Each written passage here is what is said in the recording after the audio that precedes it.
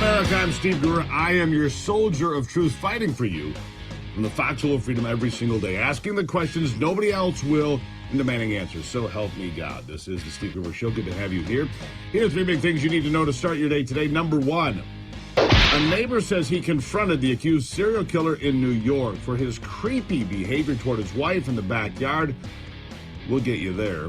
Number two, former Michigan GOP co-chair says the 8 felonies dropped on her and 15 others who say they were only doing their civic duties, nothing more than an attack on supporters of Donald Trump. We'll cover that. Plus, number three, let's get to the big story from D.C. this week so far, at least the one with the most fireworks. It's been the testimony of the two IRS whistleblowers testifying in front of the House Oversight Committee that time and time again, the investigation into Hunter Biden was blocked, stymied, and stopped. And it appeared that the president's son benefited because of his last name. Because of his last name. Both whistleblowers, Gary Shapley, a supervisory agent, and Joe Ziegler, one of his employees who was on the elite team, as it was called, to investigate Hunter's tax evasion and money laundering schemes, that I think just about everyone now agrees have happened and could even be going on still. Well, they were on Capitol Hill. Joe Ziegler, formerly known as Whistleblower X, says there was an air of intimidation when it came to looking into Hunter Biden and the whole money scandal. Here he is. There was an environment when we were interviewing witnesses where you were afraid to ask questions that could lead to the presidential campaign. And this is after the campaign's over. So questions like that, it was restricted, and so things like that we were limited to talking about. Well, it was not allowed. You stay away from this. You go back to your desk. The irregularities and the roadblocks were put up for years, according to both witnesses, and more recently, they have been the ones that are getting smeared by Democrats and their partners in the mainstream press, of course. Self-identified as a gay Democrat married to a man, Ziegler says accusations of him being politically motivated are absolutely absurd. He said, I came here as a gay man, a Democrat. My husband has been my rock, my strength. Here's more of what he said. I will also note that while the impression has been conveyed by the U.S. Attorney in Delaware that he has similar powers to that of a special counsel in this case, free rein to do as needed, that was not the case. It appeared to me, based on what I experienced, that the U.S. Attorney in Delaware in our investigation was constantly hamstrung, limited, and marginalized by DOJ officials as well as other U.S. attorneys. I still think that a special counsel is necessary for this investigation.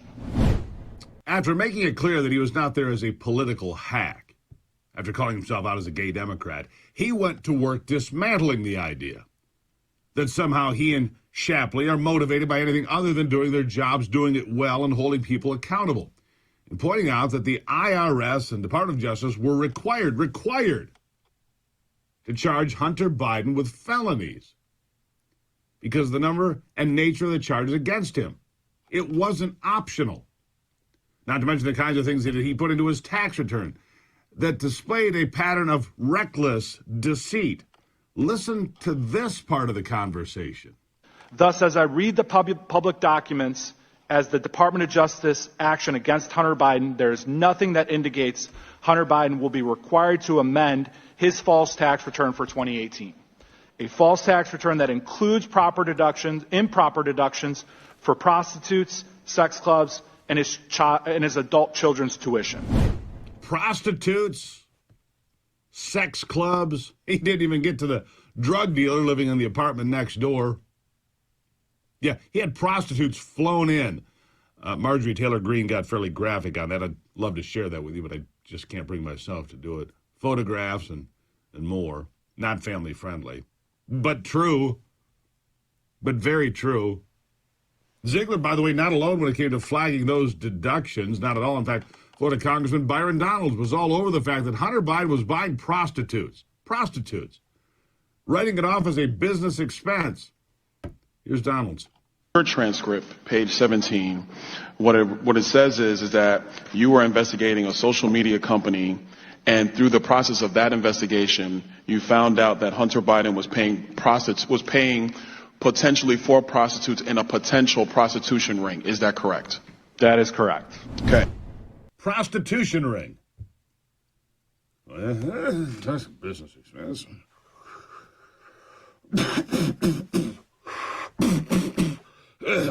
Can we write off the crack, too? Sad, isn't it? Sad. And when it came time to finally sit down with Hunter to talk about the prostitutes, the drug dealers, the illegal activity, the scheming, the playing the game of denying that there was any taxes and hiding it, when it came down to sitting down with Hunter, well, that didn't work out very well either. You see, IRS whistleblower Gary Shapley says Hunter Biden and his team were tipped off about a planned intervention in the interview over the allegations of money laundering and tax evasion. They were told in advance. Listen. I want to talk about something that is a little unique to this investigation. I want to take you back to December 7th and 8th of 2020. And you were planning your investigative team, right? This is the whole team, East Coast, all across the country. Numerous interviews are going to be conducted. And Hunter Biden was going to be the subject of one of those in L.A., correct? That's correct. And this is unique because Joe Biden has won the election. We're walking into this, and there are some serious, if there's Secret Service protectees, I'm assuming you have to contact the Secret Service. You're not walking up with armed FBI agents to a Secret Service protectee. Yes, we had a plan on how to approach Hunter Biden that day. Could you briefly explain that plan? So the FBI SSA and I were assigned with interviewing Hunter Biden that day. And the day previous, we went to the LA FBI field office and asked them to the special agent in charge to contact the Secret Service special agent in charge from the LA field office at 8 a.m. on the morning of December 8th and tell them that two agents were going to approach Hunter Biden as part of an official investigation.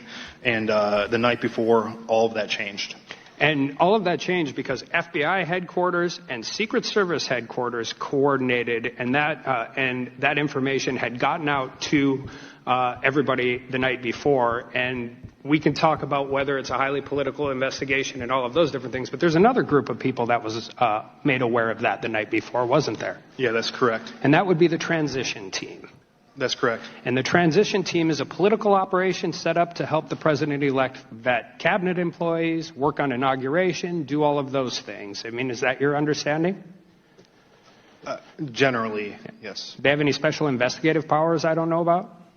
Not that I would know of. In your entire history and working in history with the IRS, you ever worked with a transition team of a president to help set up an interview with a subject of a criminal investigation? I have not. Last question. Did you ever get to interview Hunter Biden? We did not interview him. We did not interview him after all of that back and forth. Plans were in place. How do you approach the Secret Service? How do you show up your FBI agents? You're armed, they're armed. Obviously, it's a sensitive. We had a plan. They were tipped off. The interview never happened. They've never interviewed the focus of the investigation.